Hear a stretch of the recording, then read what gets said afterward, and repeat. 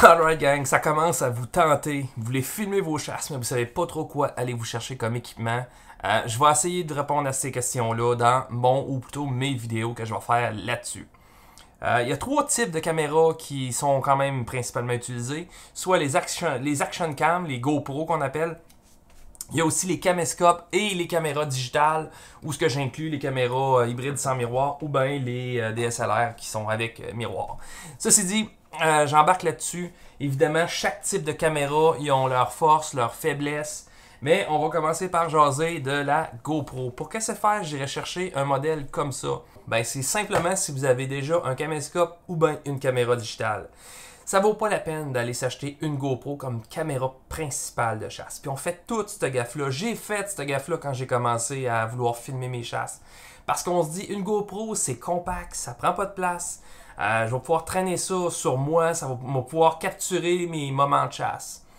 Et après ça, vient le temps de regarder les vidéos qu'on a faites avec ça, puis on se rend compte que ça vaut pas de la merde. Puis c'est simple, hein, c'est que la GoPro a un plan de vue tellement large que plus qu'on s'éloigne, plus que le sujet qu'on veut capturer en vidéo se confond dans le décor parce que tout est en focus. Donc, c'est dur d'isoler notre sujet. C'est dur, mettons... Ben, je vais vous donner un exemple plutôt.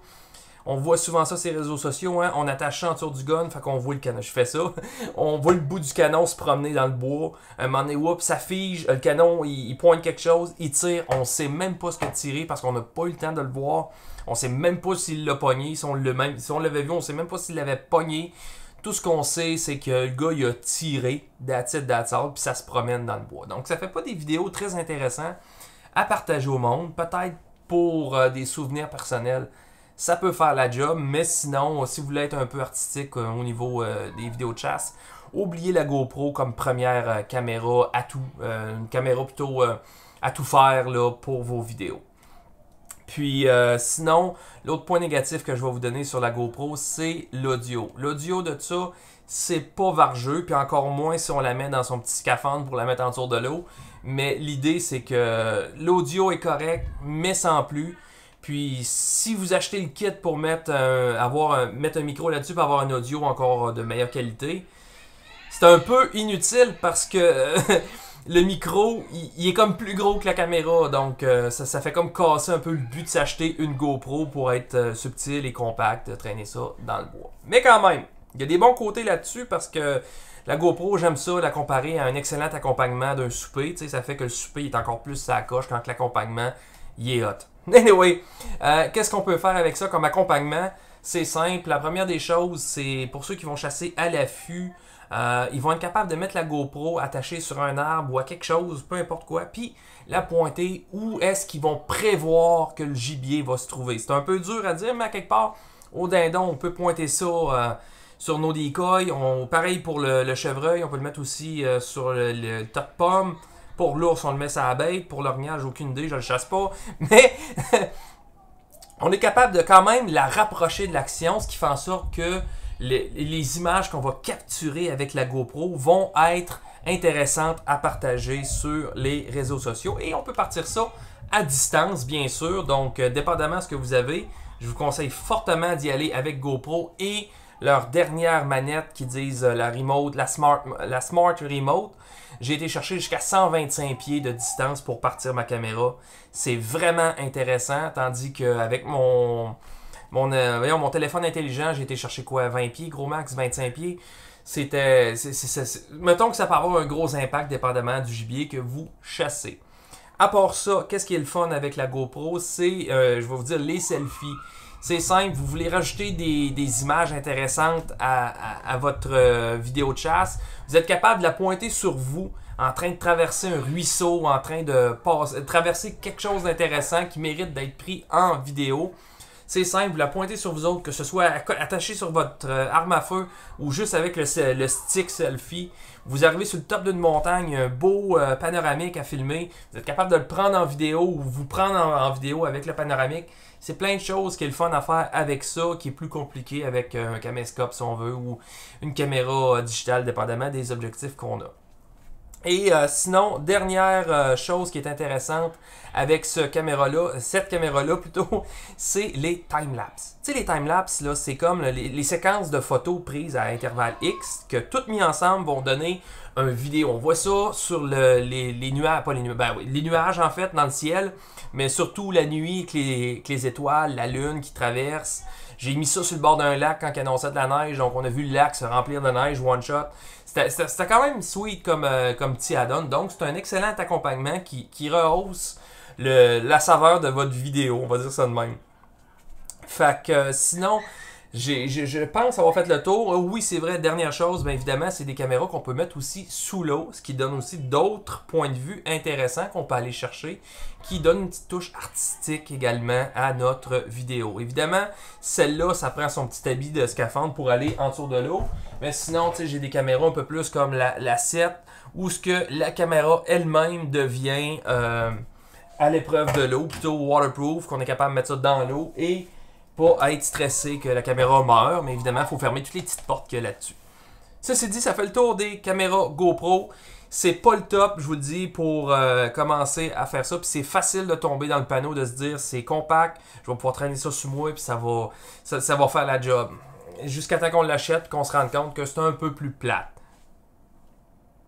Ceci dit, j'embarque sur le point 2. Les caméscopes. Ironiquement, j'ai jamais eu de caméscope, mais je vous conseille, pour la majorité du monde qui vont regarder mon vidéo, je vais vous conseiller d'aller vous chercher ça. Si vous voulez filmer vos chasses, pas trop vous investir dans le monde de la cinématographie qui en est pour la chasse. Parce que c'est pas évident de commencer à gosser dans ces technicalités-là. Des fois, on voudrait juste peser sur le piton, qui s'enregistre, puis on se casse plus la tête. Allez vers un caméscope si c'est ça que vous recherchez. Ça va vous faciliter la vie. Puis, un moment donné, si vous êtes rendu à un stade que vous tripez solide, puis vous allez augmenter votre game, vous irez vers une caméra digitale. Mais allez-y avec un caméscope si c'est juste pour débuter, apprendre, avoir du plaisir ou simplement juste pour capturer des belles images de votre chasse. C'est vraiment plus le fun et vous allez être capable d'aller chercher une meilleure qualité d'image dans le zoom que vous allez pouvoir faire comparativement à une GoPro. Vous allez être capable d'aller zoomer pour aller chercher votre animal de très près et d'avoir une bonne qualité d'image. Bien sûr, il ne faut pas aller trop cheap sur votre caméscope, je reviens à la fin là-dessus. Mais côté qualité d'image et fonctionnalité, c'est facile, c'est simple, mais ironiquement, c'est également la faiblesse du caméscope. Mais avant d'aller là, je finis en disant aussi que le micro là-dessus va être capable d'être simplement branché dans le caméscope, that's it. On le sent même pas, je veux dire, comparativement à une GoPro, où le micro va être 6 fois plus gros que la caméra. Le micro sur le caméscope, ça change pas grand chose du fait que au moins vous allez avoir un meilleur son et vous ne sentirez pas côté poids ou encombrement. Ceci dit, le dernier point était la faiblesse du caméscope qui est sa simplicité, le fait que le caméscope vous oblige à rester avec le seul et même unique objectif qui est intégré au caméscope. C'est sûr qu'on peut venir jouer avec des attachements qu'on peut mettre en avant là, de l'objectif, mais sinon, on est limité à ce que ça peut nous offrir et c'est tout. Donc, le caméscope, je vous ai dit de ne pas y aller trop cheap, c'est bien important.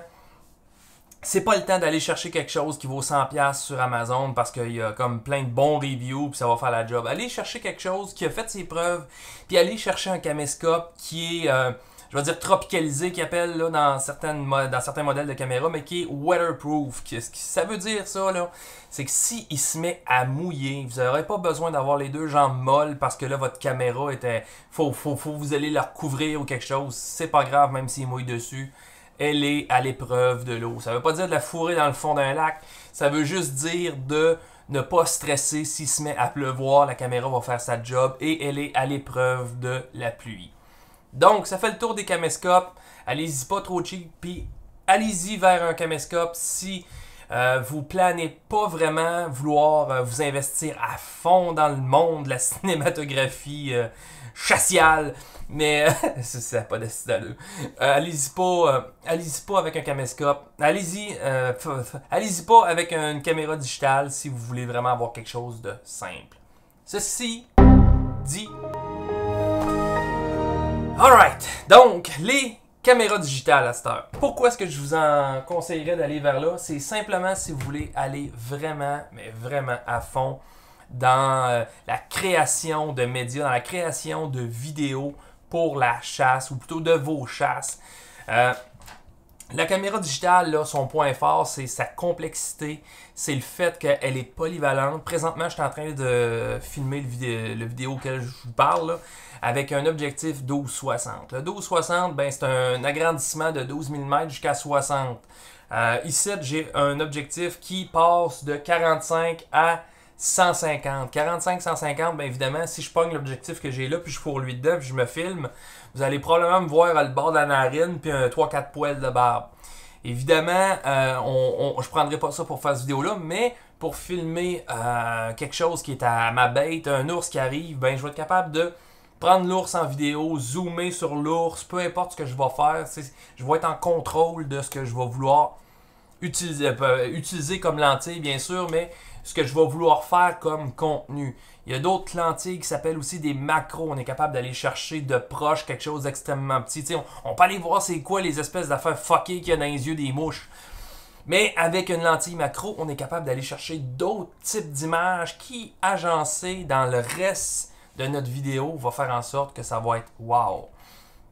Donc, les caméras digitales, DSLR ou sans miroir, c'est vraiment un excellent, je vais dire produit, mais plutôt outil. Mais c'est lourd à comprendre. Il faut vraiment s'investir dans le monde de la cinématographie un minimum. Puis là, je vous dis ça, je suis loin d'être un gars qui a fait des études là-dedans. Là. Je veux dire, j'ai appris ça sur le tas.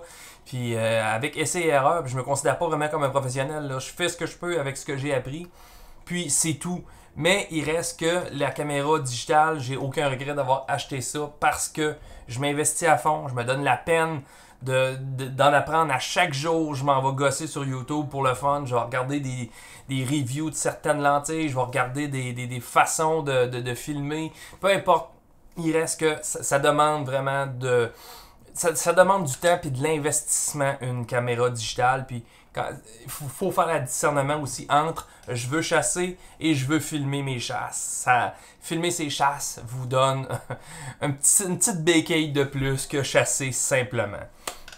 Fait que ça fait pas mal le tour. Oui, c'est vrai, j'ai oublié de vous parler de quelque chose de relativement important. Un gros avantage qu'on peut avoir avec les caméras digitales et aussi les caméscopes, c'est, je vais dire, l'aperture, que je sais pas comment dire en français, parce que je me suis même pas donné la peine d'aller voir en français comment ça s'appelle.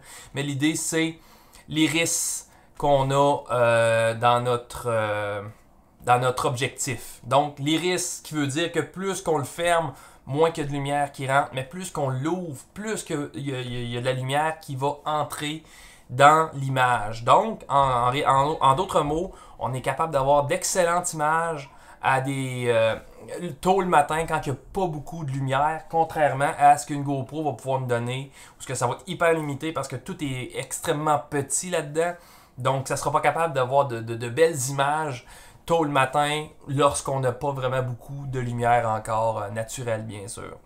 Donc, ça fait le tour d'un peu des caméras. Il me reste un dernier point que j'aimerais qu'on jase, mais c'est un peu le sujet aussi d'une autre vidéo. Mais ayez pas peur de filmer vos chasses, continuez de filmer vos chasses, même si vous avez des commentaires de merde parce que vous avez fait des vidéos qui étaient peut-être un peu moins intéressantes que les autres. Laissez-vous pas atteindre par ça, continuez de filmer vos chasses, apprenez de vos erreurs, vous allez voir, à un moment donné, c'est une passion qui embarque, c'est vraiment trippant.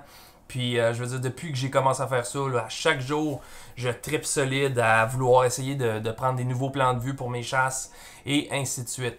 Donc, ceci dit, ça ressemble à ça. J'espère que ça va avoir été intéressant pour vous autres, puis que ça va vous avoir donné le goût peut-être de vous investir là-dedans. Là-dessus, ben, adios!